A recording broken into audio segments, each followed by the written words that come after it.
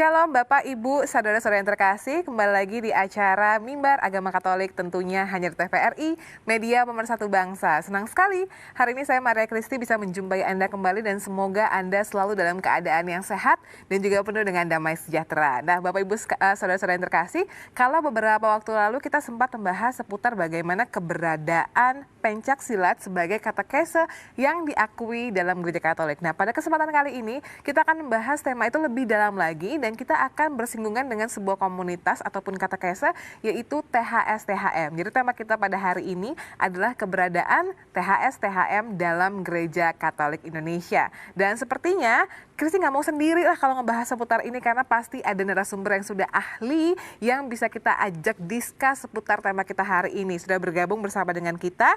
Yang pertama, beliau ini merupakan dosen filsafat STF Driyakara Jakarta, Romo Dr. Simon Lili Cahyadi. Halo Romo, apa kabar? Halo Kristi, terima kasih. Kita berjumpa kembali lagi ya. Berjumpa kembali, salam sehat untuk semua pemirsa dimanapun Anda berada. Dan juga pastinya sudah bergabung dengan kita Dewan Pendiri Pencak Silat Pendidikan THS-THM, Ibu Maria Selasiningsih SEAKT. Halo Mbak Ningsih, kita ketemu lagi Mbak Ningsih. Selamat ketemu lagi nih. Sekarang sudah berbeda loh, sekarang sudah lebih dengan atribut lengkapnya. Iya, kelihatan banget silatnya ya. Bener, ini boleh ceritain nggak sih, memang inikah seragam THS-THM atau bagaimana? Iya, betul. Ini untuk seragam yang perempuan. Kalau yang laki-laki itu tidak pakai yang putih-putih begini. Mungkin Kristi akan langsung saja tanya sama Mbak Nining gitu ya. Siap. Mbak Nining, Kristi pernah dengar bahwa memang olahraga yang di THS-THM itu kebanyakan adalah pencak silat. Nah, Kristi pengen tanya sebenarnya ada nggak sih teknik-teknik pernafasannya atau mungkin teknik-teknik yang mungkin bisa secara general diperkenalkan sama pemirsa di rumah seputar olahraga atau di komunitas THS-THM? Iya, oke. Jadi sebenarnya begini, teknik pernafasan itu sebenarnya memang umum ya. Pencak silat di mana-mana itu mengajarkan pernafasan gitu. Nah, apa sih bedanya? Kalau mereka kan nyebutnya itu kayak tenaga dalam begitu ya, Romo dan Christine.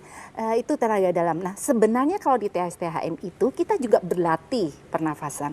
Tetapi kita dengan filosofinya adalah begini. Nafas ini itu adalah kehidupan kan. Kita kalau nggak bernafas nggak sampai 5 menit udah nggak bisa. Gitu ya.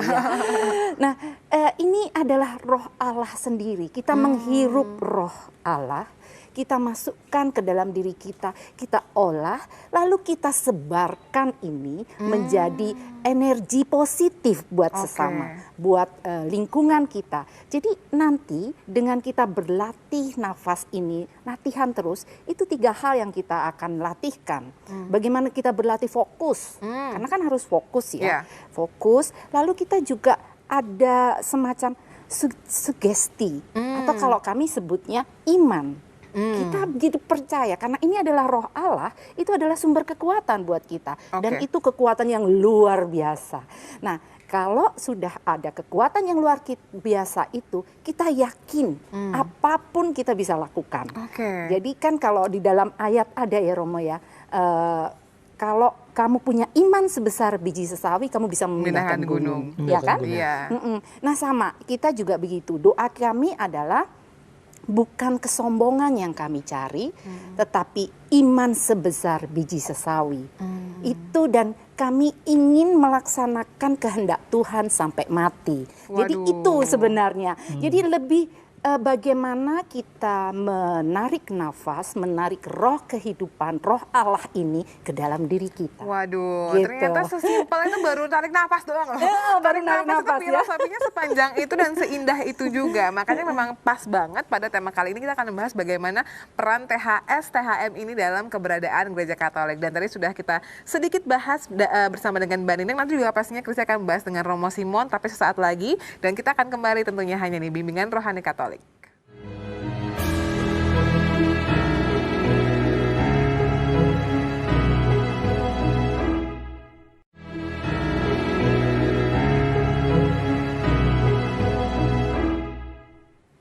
Ya, Bapak Ibu, saudara-saudara yang terkasih, kembali lagi di Mimbar Agama Katolik dan masih membahas bagaimana peran THS-THM dalam keberadaannya di Gereja Katolik. Kalau tadi kita sudah berbincang dengan Mbak Nining gitu ya, dari sebenarnya tarikan nafas yang paling fondasi awal. Ternyata filosofinya seindah itu dan sekompleks itu. Nah, sekarang mungkin Kristi akan bertanya kepada Romo dulu deh. Romo ini kan juga pastinya mendalami olahraga dan juga beberapa pencak silat yang tadi Romo sebutkan tadi ya.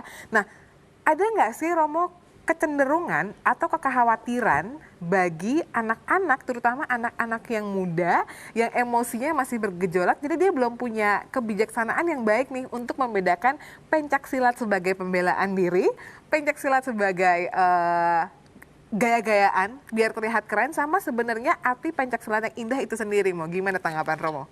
Ya intinya kan pertanyaan Chris supaya bagaimana pencaksilat itu tidak hanya menjadi untuk ungkapan kekerasan ya. Betul.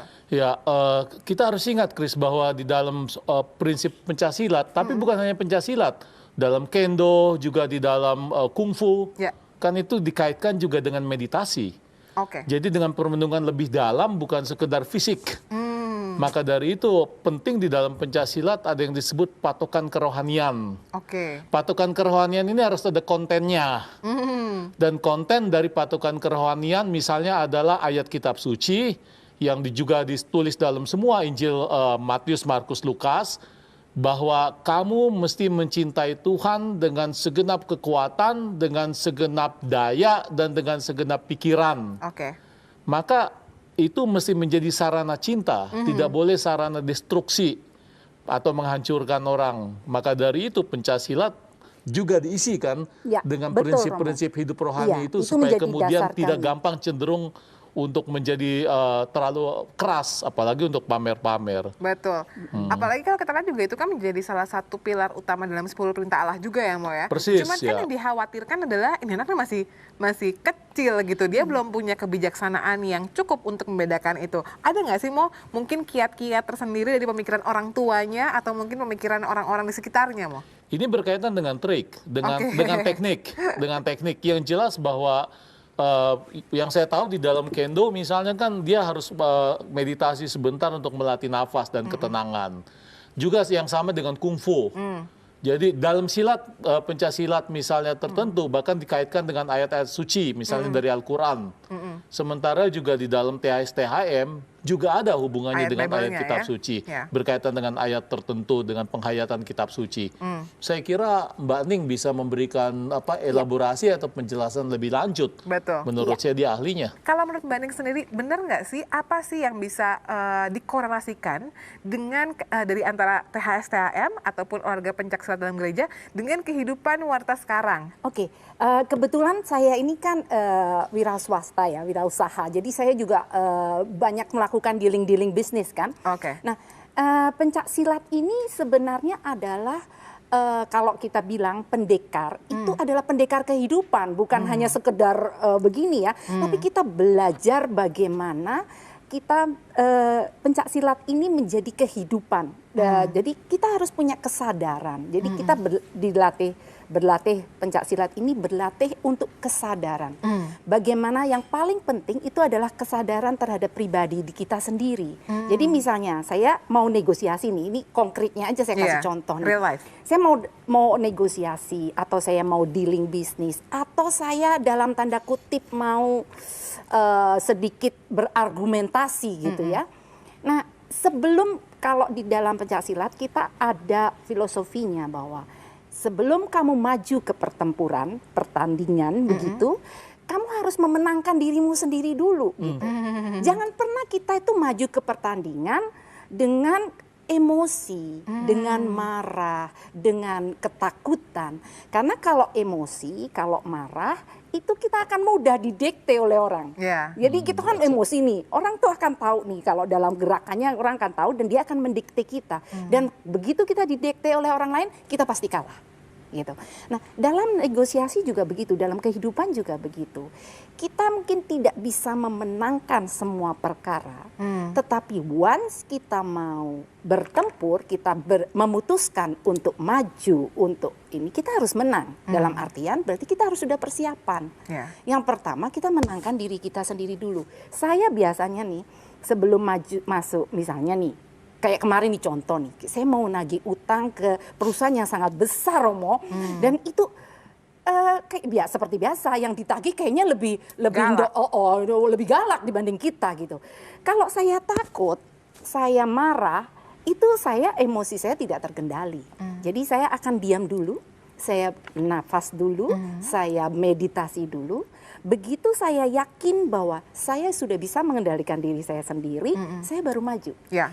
Sehingga dengan demikian energi saya cukup pede, cukup majunya sangat berani dengan tetap santun, dan pasti kita berhasil. Berhasil ya, justru Pasti sebenarnya itu yang berhasil. sekarang mungkin dibutuhkan oleh para mama yang mengajarkan Iya, anaknya betul. pada di sekolah gitu kan. Kayaknya kesabaran di masa pandemi ini semakin tertantang gitu ya. Ternyata Betul. kalau misalnya sudah ada pelatihan dari dulunya atau persiapan sebelumnya, itu akan bisa mengendalikan kehidupan kita lebih baik lagi. Nah, kita juga masih akan terus membahas bagaimana peran THS-THM dan nilai-nilai dalam THS-THM dalam kehidupan kita ataupun gereja Katolik, tentunya hanya di Mimbar Agama Katolik di di TVRI, Media Pemersatu Bangsa.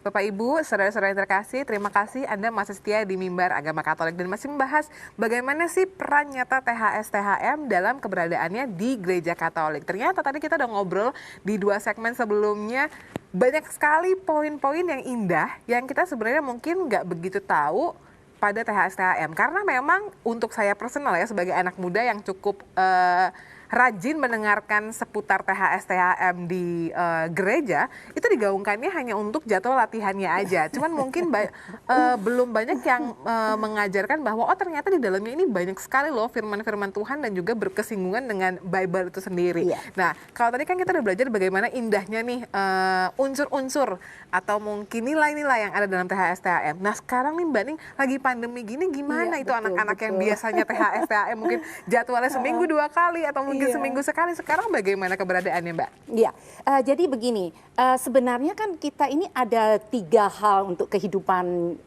di THS-THM. Nomor 1 yang paling utama itu adalah kemandirian partisipatif. Oke. Jadi kita sebagai anggota itu harus mandiri. Jadi kondisi apapun seperti sekarang, apalagi sekarang pandemi semua orang mengalami. Ya. Jadi nggak usah takut, nggak usah khawatir.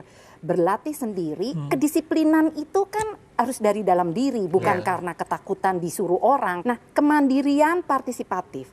Begitu kita mandiri, kita mampu, kita bisa berpartisipasi untuk banyak hal. Oke. Berpartisipasi mengikuti kondisi yang ada sekarang. Yang kedua, kehidupan THS-THM itu harusnya adalah persahabatan yang setara. Makanya kami kalau panggil kakak, Mbak, Mas, begitu ya. Karena kita setara. Nah, kondisi pandemi ini ya kita mengembangkan persahabatan banget itu. Kemarin dulu kami sempat membuat kayak semacam posko virtual untuk mencari tahu teman-teman ada nggak yang terkena, perlu bantuan apa, seperti itu ya. Ya sekarang mau nggak mau dengan virtual dan kita sangat bersyukur karena banyak sekali hal-hal yang bisa kita lakukan dengan virtual saat ini. Kalau zaman dulu susah. Ya. Dari Ketika udah Sabang nggak ke bisa sini, itu ribet ya udah. banget gitu ya. Nah kemudian yang ketiga itu adalah persaudaraan dalam keluarga Allah. Jadi semua sahabat ini, semua pribadi-pribadi mandiri yang tangguh ini akhirnya apa?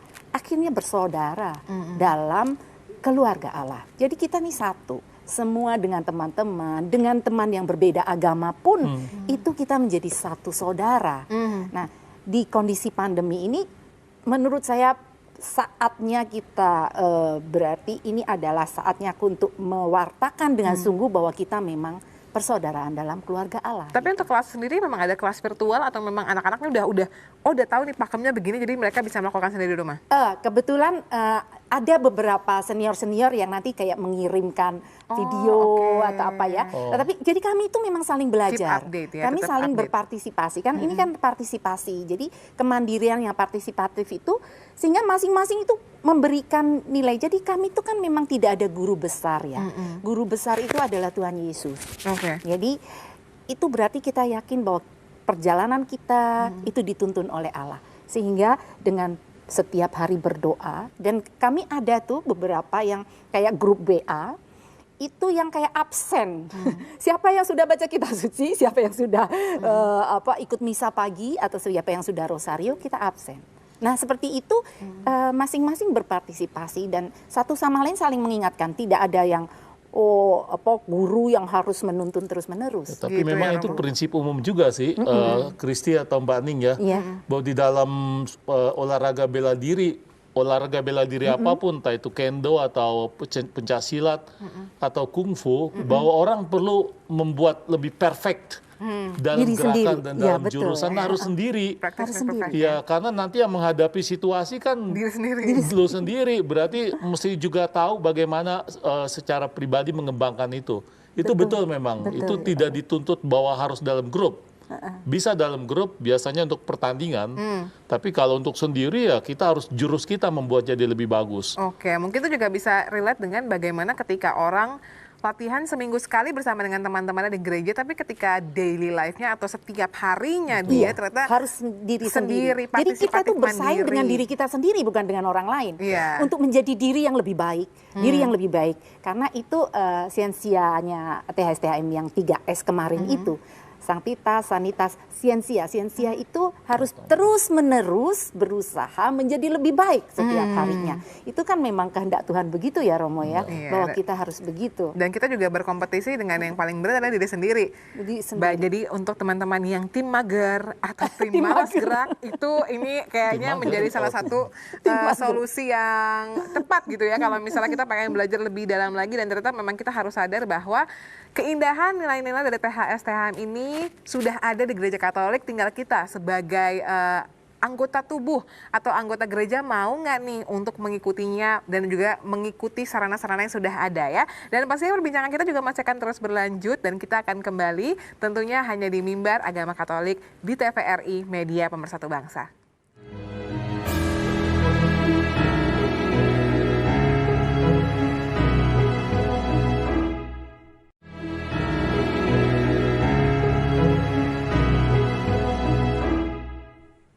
Bapak Ibu, saudara-saudara yang terkasih, masih membahas seputar keberadaan THS-THM dalam gereja Katolik. Tadi kita sudah membahas dengan sangat cukup detail bagaimana nilai-nilai dan juga penerapan dari ilmu-ilmu THS-THM sendiri. Tapi Kristi mau tanya sama Romo Simon terlebih dahulu.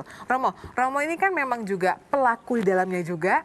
Tapi Romo juga berperan sebagai perpanjangan tangan di gereja juga, sebagai Romo pastinya. Nah, ini kan komunitasnya sudah 35 tahun, Mo. Tapi let's be honest bahwa memang gaungnya, kok kita kayaknya baru dengar tuh 10 tahun ke belakang. Atau mungkin ada beberapa orang tua yang kayaknya, oh saya baru tahu ternyata gereja Katolik itu ada THS-THM-nya. Nah, sebenarnya peran aktif dari gereja sendiri, menurut Romo, apa sih Romo yang bisa dilakukan supaya gaung THS-THM ini, sebagai katekese ini bisa lebih dikenal oleh masyarakat Katolik, Romo?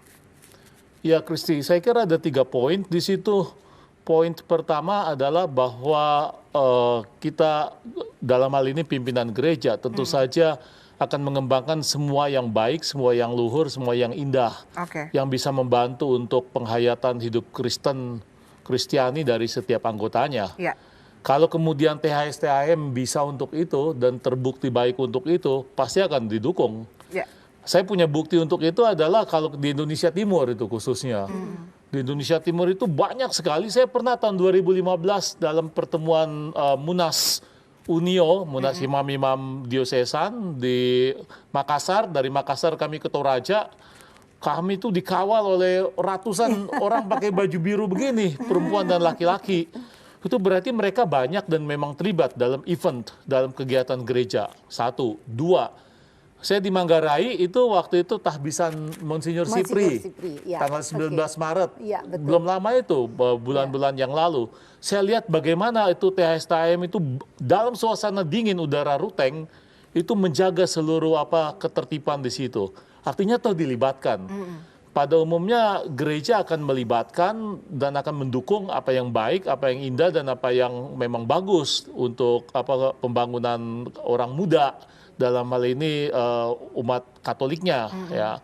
Saya melihat juga bahwa dukungan penting juga, bahwa ini kan dalam rangka yang khas dari Pencaksilat adalah bahwa you bisa kontak dengan orang-orang yang non-Kristiani lewat sarana itu. Ya. Bisa lebih dekat karena di dalam persilatan, tapi sama juga seperti dalam kendo atau semua dalam perguruan lain, satu sama lain dianggap sebagai saudara. Jadi menurut saya ini juga poin untuk memasukkan respek terhadap iman, kepercayaan orang lain. Gereja juga memakai ruang ini untuk arah itu. Saya melihat di situ, jadi toh tetap dikembangkan. Yang pertanyaan saya memang lebih di Jawa kan ya. Iya. Tapi Mbak Ning kan dalam pertemuan sebelumnya, waktu kita membahas ini dalam pertemuan yang lalu, juga diberitahu kesulitan di Jawa mungkin banyak unsur-unsur lain yang bisa menjadi faktor eksternalnya banyak. Faktor eksternal dan alternatifnya lebih banyak. Oke. Misalnya yang entah itu gadget, entah juga dance, kelompok dance, lalu macam-macam yang lain. Itu saya kira tantangan, mungkin tantangannya lebih di Jawa daripada di luar. Tapi juga tantangan internal dari THSTM adalah bagaimana dia mengkonsolidasi diri. Membuat lebih bagus organisasinya, membuat lebih rapi dalam penjurusan-penjurusan. Kalau dalam kendo dan dalam karate ada dan 1, dan 2, dan 3. Nah itu mesti dirapikan itu bagaimana. Saya pikir kalau dua-duanya balance, jalan perfect, bagus. Iya, bakalan jadi benar-benar ini ya, warnanya tuh merekah di seluruh lapisan Indonesia. Iya, dan orang melihat. Dan orang melihat dan juga mengenal juga ya. Mau jadi nggak cuma sekedar tahu di pengumuman gereja aja. Nggak mungkin sekedar ngelihat, oh lagi ngapain sih tuh, oh lagi latihan karate. Jadi mereka bisa lebih mengenal dan juga mungkin Mbak Ning bisa kasih tahu kalau misalnya kita pengen lebih tahu seputar THSTM ini bisa diakses via Instagram kah, YouTube kah, atau silakan Mbak Ning. Iya banyak sih, di YouTube itu sudah ada namanya Kornas Indonesia. Memang sebenarnya di Timor Leste juga banyak, besar. Kalau saya di YouTube mau cari misalnya THSTM, keywordnya keywordnya THSTHM itu udah langsung banyak banget. THSTHM. Iya, itu lebih simpel ya. Banyak. Karena adik-adik ini kan mulai kreatif, Romo. Mereka juga membuat sendiri. Ada yang Makassar bikin, distrik mana bikin, dan kami selama itu sesuai dengan koridornya. Nah, itu dia. Jadi sudah sangat amat mudah diakses. Hanya sejauh jempol ya. Mbak Ning, Romo Simon, terima kasih banyak atas perbincangan kita. Apalagi Mbak Ning juga sudah sangat menjelaskan dengan sangat baik bagaimana keberadaan dan peran THSTM dalam Gereja Katolik. Romo Simon juga terima kasih. Romo yang sangat tepat sekali karena memang Romo juga menjalankan olahraga bela dirinya dan juga bisa berbicara dari sisi gereja as Romo atau sebagai Romo ya. Dan tidak terasa kita sudah berada di penghujung acara Mimbar Agama Katolik hari ini. Terima kasih banyak Bapak Ibu sekalian dan jangan lupa untuk selalu saksikan Mimbar Agama Katolik setiap hari Senin jam 5 sore tentunya hanya di TVRI, media pemersatu bangsa. Dan sekarang kita akan tutup acara ini dengan doa dan berkat dari Romo Simon. Silahkan. Terima kasih. Saudara sekalian, dimanapun Anda berada, saya mengundang Anda untuk bersama-sama dengan saya bersatu hati pada doa ini. Dalam nama Bapa dan Putra dan Roh Kudus, amin. Kami memuji-Mu ya Tuhan Allah semesta alam, sebab karena kemurahan-Mu kami Kau pertemukan sekarang ini. Kami mohon ya Tuhan agar Engkau memakai kami menjadi instrumen, menjadi alat-Mu untuk membagi berkat bagi sesama. Khususnya kelompok komunitas persaudaraan THS-THM ini. Semoga kami ya Tuhan bisa menjadi berkat bagi pembinaan orang muda dari sudut mentalnya, dari sudut fisiknya, dan dari sudut perkembangan hidup rohaninya. Ini semua kami sampaikan kepadamu melalui Yesus Kristus Tuhan dan Juru Selamat kami. Amin. Tuhan sertamu dan sertamu juga. Semoga kita semua dan Anda pemirsa dimanapun Anda berada diberi berkat dan perlindungan oleh Allah yang Maha Kuasa, Bapa dan Putra dan Roh Kudus. Amin. Terima kasih Romo. Terima kasih. Terima kasih.